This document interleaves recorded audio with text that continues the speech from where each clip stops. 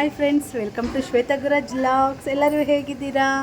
I hope ಎಲ್ಲರೂ ಚೆನ್ನಾಗಿದ್ದೀರಾ ಅಂದ್ಕೊಂಡಿದ್ದೀನಿ. ನಾನು ಕೂಡ ಚೆನ್ನಾಗಿದ್ದೀನಿ. ಇವತ್ತು ಡೈಲಿ ವ್ಲಾಗ್ನ ಸ್ಟಾರ್ಟ್ ಮಾಡ್ತಿದ್ದೀನಿ. ಇವತ್ತು ರೆಡಿಯಾಗಿ ಹೋಗ್ತಾ ಇರೋ ವಿಡಿಯೋನ ಹಾಕ್ತಾಯಿದ್ದೀನಿ. ಎಲ್ಲಿಗೆ ಅಂದರೆ ಇವತ್ತು ಮಕ್ಕಳದು ಡ್ಯಾನ್ಸ್ದು ಎಕ್ಸಾಮ್ ಇದೆ, ಪ್ರಾಕ್ಟಿಕಲ್ ಎಕ್ಸಾಮ್. ಅದಕ್ಕೋಸ್ಕರ ಬಸವನಗುಡಿಗೆ ದತ್ತಾತ್ರೇಯ ಸ್ವಾಮಿ ದೇವಸ್ಥಾನಕ್ಕೆ ಹೋಗ್ತಾ ಇದ್ದೀವಿ. ಬನ್ನಿ ಹೇಗಿರುತ್ತೆ ಏನು ಅಂತ ನಿಮ್ಮ ಜೊತೆ ಕೂಡ ಶೇರ್ ಮಾಡ್ತೀನಿ. ನೋಡಿ, ಈ ಥರ ರೆಡಿಯಾಗಿದ್ದಾರೆ ಶೋಭಿ. ಈ ಥರ ರೆಡಿಯಾಗಿದ್ದಾರೆ. ಇವಳ್ದು ನೆಕ್ಸ್ಟ್ ಬೆಡ್ನ ಅಷ್ಟೇ, ಇನ್ನು ಸ್ನಾನ ಕೂಡ ಮಾಡಿಲ್ಲ ಅವಳು. ನನ್ನ ಅಕ್ಕ ಮಗಳದು ಇವಳ್ದು ಇವತ್ತಿದೆ. ಕ್ಯಾಬ್ ಬುಕ್ ಮಾಡಿದ್ದೀವಿ, ಅದಕ್ಕೋಸ್ಕರ ವೆಯ್ಟ್ ಮಾಡ್ತಿದ್ದೀವಿ. ಟೈಮ್ಗೆ ಕ್ಯಾಬ್ ಅಂತೂ ಯಾವತ್ತೂ ಆಗೋದಿಲ್ಲ. ಒಂದು 2-3 ಕ್ಯಾನ್ಸಲ್ ಆಯಿತು, ಇವಾಗ ಒಂದು ಬುಕ್ ಆಗಿದೆ. ಈಗಷ್ಟೇ ಕ್ಯಾಬ್ ಬುಕ್ ಮಾಡಿಕೊಂಡು ನಾವು ಹೊರಟಿದ್ದೀವಿ. ನಮ್ಮದು ಲೊಕೇಶನ್ ಬಂದು ಬಸವನಗುಡಿ ಹತ್ರ ತ್ಯಾಗರಾಜ ನಗರದಲ್ಲಿರುವ ದತ್ತಾತ್ರೇಯ ಸ್ವಾಮಿ ದೇವಸ್ಥಾನದ ಹತ್ರ ನಮ್ಮದು ಲೊಕೇಶನ್ ಇದ್ದಿದ್ದು. ಎಕ್ಸಾಮ್ ಬಂದು 10:30ಗೆ ಸ್ಟಾರ್ಟ್ ಆಗುತ್ತೆ ಅಂತ ಹೇಳಿದರು ಅವ್ರ ಮಿಸ್ಸು. ನಾವು ಹೋಗಿ ಸ್ವಲ್ಪ ಹೊತ್ತು ವೆಯ್ಟ್ ಮಾಡಿದ್ವಿ ಅಂತಲೇ ಹೇಳ್ಬೋದು. ನೋಡಿ, ಹೋಗೋ ದಾರಿಯಲ್ಲಿ ವಿಧಾನಸೌಧ ಕಾಣಿಸಿದ ಮೇಲಂತೂ ಅದರದ್ದೊಂದು ಕ್ಲಿಪ್ ತೆಗ್ದಿಲ್ಲ ಅಂದರೆ ನನಗಂತೂ ತೃಪ್ತಿನೇ ಆಗೋದಿಲ್ಲ. ವಿಧಾನಸೌಧ ನೋಡೋದೇ ಒಂದು ಚಂದ ಅಂತಲೇ ಹೇಳ್ಬೋದು. ಅದ್ರ ಮೇಲೆ ಬರೆದಿರುವ ಸಾಲುಗಳಂತೂ ಹಾಗೆ ಹೃದಯ ಮುಟ್ಟುವಂತಿದೆ. ಸರ್ಕಾರಿ ಕೆಲಸ ದೇವರ ಕೆಲಸ ಅಂತ ಎಲ್ಲ ರಾಜಕಾರಣಿಗಳು ಕೂಡ ಅದರ ಥರ ಫಾಲೋ ಮಾಡಿದ್ರೆ ಯಾರಿಗೂ ಕೂಡ ಕಷ್ಟನೇ ಆಗೋದಿಲ್ಲ ಅಂತ ಹೇಳ್ತೀನಿ. ನಮ್ಮ ರಾಜ್ಯ ಕೂಡ ಸುಭಿಕ್ಷವಾಗಿರುತ್ತೆ ಅಂತ ಅನಿಸುತ್ತೆ ನನಗಂತೂ. ವಿಧಾನಸೌಧದಲ್ಲಿ ಎಂತೆಂಥ ನಿರ್ಧಾರಗಳನ್ನ ಕೂಡ ತಗೊಳ್ತಾರೆ. ಅಷ್ಟೇ ಫ್ರೆಂಡ್ಸ್, ವಿಧಾನಸೌಧ ನೋಡಿದಾಗೆಲ್ಲ ಇದೊಂದು ನನಗಂತೂ ಇಷ್ಟ ಆಗುತ್ತೆ.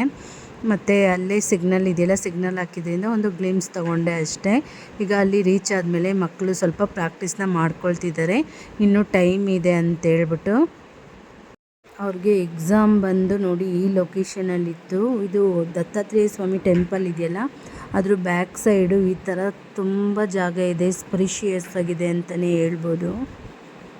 ಮತ್ತು ಮನೆಯಿಂದ ಬರುವಾಗೆಲ್ಲ ಇದು ಡಾಬು ಅದೆಲ್ಲ ಹಾಕ್ಕೊಂಡಿರಲಿಲ್ಲ, ಡಿಸ್ಟರ್ಬೆನ್ಸ್ ಅಂತ ಅಂದ್ಬಿಟ್ಟು ಇಲ್ಲಿ ಬಂದು ಹಲ್ತಾ ಮತ್ತು ಡಾಬು ಮತ್ತು ಸ್ವಲ್ಪ ಜ್ಯುವೆಲರ್ಸ್ ಎಲ್ಲ ಹಾಕ್ಕೊಳ್ತಿದ್ದಾರೆ.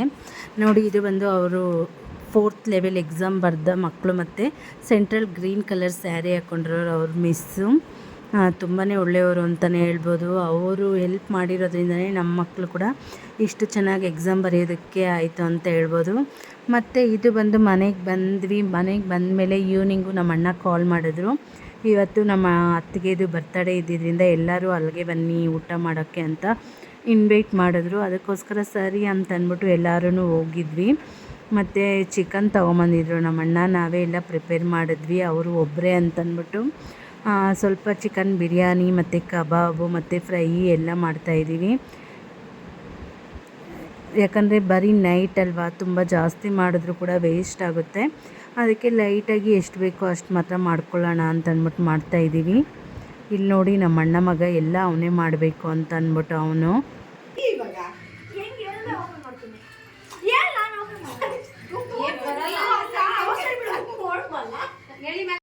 ಬಿಡ್ತಾನೆ. ನೋಡು, ಆಯ್ತಾ ನೀಟಲ್ಲಿ ಹಾಕಿತ್ತಾ?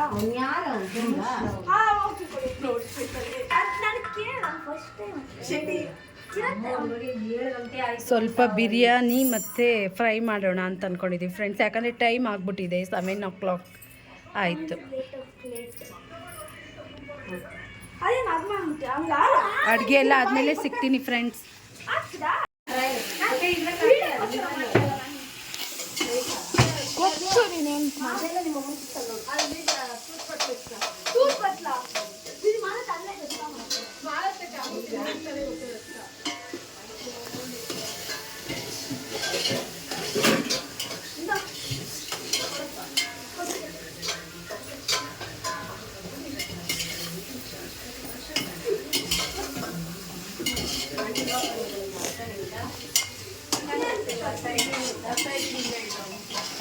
ಹೆಂಗೆ ನಾನೇ ಸರಾಯಿ ಮೇಲೆ ಹೋಗಿದ್ದೆ.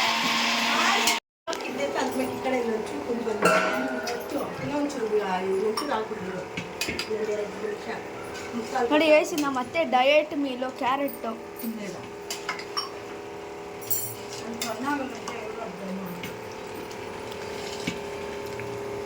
2 ದಿವಸಲ್ಲಿ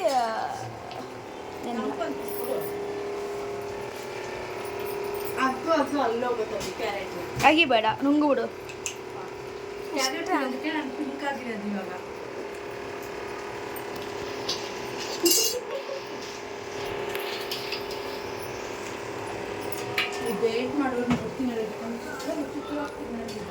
ನೋಡಿ ಇಲ್ಲೆಲ್ಲ ಮೂವಿ ಸೀರಿಯಲ್ ನೋಡ್ತಾ ಇದ್ದಾರೆ.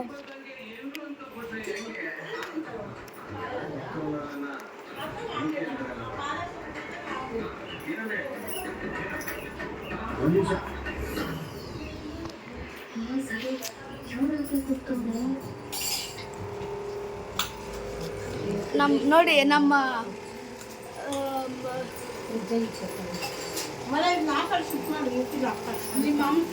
ನಾನೇ ಗೈಸ್ ಬಿರಿಯಾನಿ ಮಾಡಿದ್ದು. ಮತ್ತು ನಮ್ಮಪ್ಪಗೆ ಬಿರಿಯಾನಿ ಬೇಡ ಅಂತ ಅಂದ್ಬಿಟ್ಟು ಚಪಾತಿ ಮಾಡಿ ಕೊಟ್ಟಿದ್ವಿ. ಚಿಕನ್ ಕೂಡ ಬೇಡ, ನೈಟ್ ಟೈಮ್ ನಮ್ಮಪ್ಪ ಚಿಕನ್ನು ನಾನ್ ವೆಜ್ ಏನು ತಿನ್ನೋದಿಲ್ಲ, ಬೇಡ ಅಂದರು. ಇವತ್ತು ಬಲವಂತ ಮಾಡಿ ನಾವು ಹಾಕ್ಕೊಟ್ಟಿದ್ದೀವಿ. ಮತ್ತು ಕೇಕ್ ತೊಗೊಂಬಂದಿದ್ರು ನಮ್ಮ ಅಕ್ಕ ಮಗಳು ದೊಡ್ಡೋಳು ತೇಜು ಅಂತಂದ್ಬಿಟ್ಟು.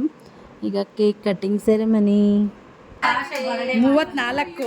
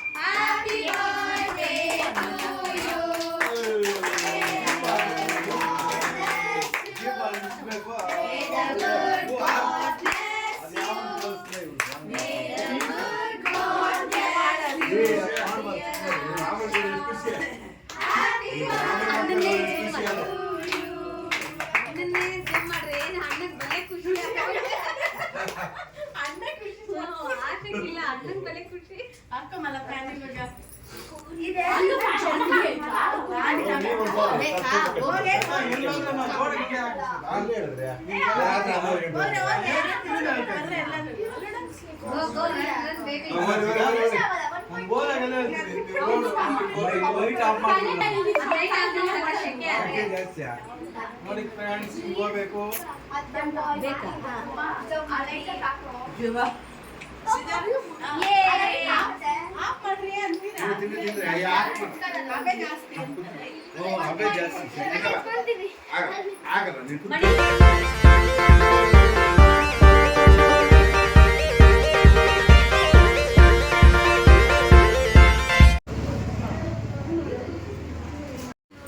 ನೋಡಿ ಚಾಕ್ಲೇಟ್ ತಂದಿದ್ದಾರೆ ನಮ್ಮ ಮನೆಯವರು ಅವ್ರ ತಂಗಿಗೋಸ್ಕರ.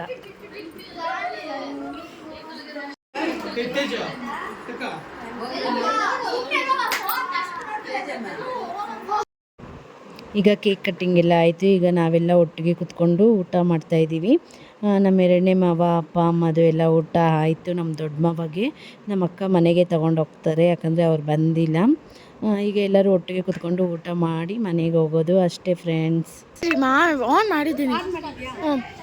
ವಿಡಿಯೋ ಇಷ್ಟ ಆದರೆ ಸಬ್ಸ್ಕ್ರೈಬ್ ಮಾಡಿ, ಮತ್ತು ಲೈಕ್ ಮಾಡಿ, ಶೇರ್ ಮಾಡಿ, ಕಮೆಂಟ್ ಮಾಡಿ.